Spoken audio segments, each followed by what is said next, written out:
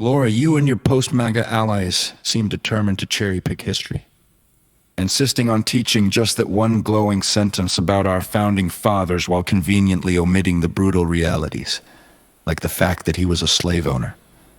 But then the anti-CRT crowd pipes up, arguing that white children have some sacred right to remain blissfully ignorant of the full picture, that this man was profoundly complex, a brilliant visionary who shaped a nation, yet also a cruel tyrant who exploited human beings as property.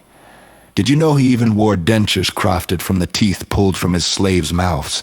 That's a grotesque detail the anti-CRT brigade would rather bury, along with the uncomfortable truths about Thomas Jefferson owning over 600 slaves throughout his life, fathering children with one of them, and perpetuating a system of inherited bondage that echoed through generations. You decry how true history is being whitewashed in schools, censored to fit a sanitized narrative that avoids hard truths. And yet, in the very next breath, your so-called progressive anti-racist comrades are the ones wielding the real censorship hammer, desperately trying to silence any dissenting voice on social media or elsewhere. Take, for instance, discussions around black-on-white racial hostility, or the horrifying epidemic of white farmers in South Africa being brutally murdered on their lands. Farms that represent the lost bastions of productive agriculture in a collapsing economy. Writers like Colin Flaherty have documented patterns of violence that challenge the dominant victimhood narrative, drawing on crime statistics and eyewitness accounts that reveal uncomfortable disparities in intergroup aggression.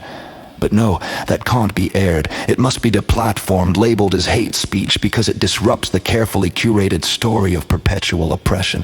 The hypocrisy runs even deeper. While anti-racists preach endless dialogue about systemic racism in America, they conveniently ignore empirical data on group differences.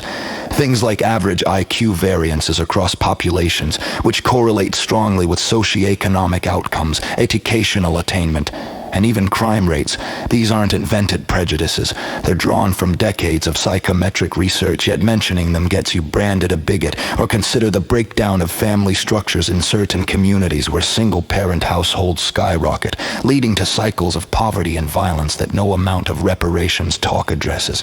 Progressives wave the flag of empathy, but it's selective. They'll amplify every microaggression against favored groups while turning a blind eye to macro-level threats like demographic shifts in Western nations that resemble slow-motion invasions eroding cultural cohesion under the guise of diversity.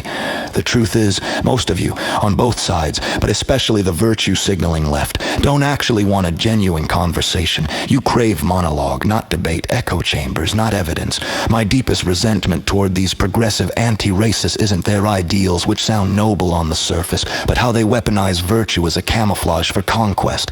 It's not about justice, it's about power, rewriting history, controlling narratives, and dismantling societies from within by guilting the productive into submission.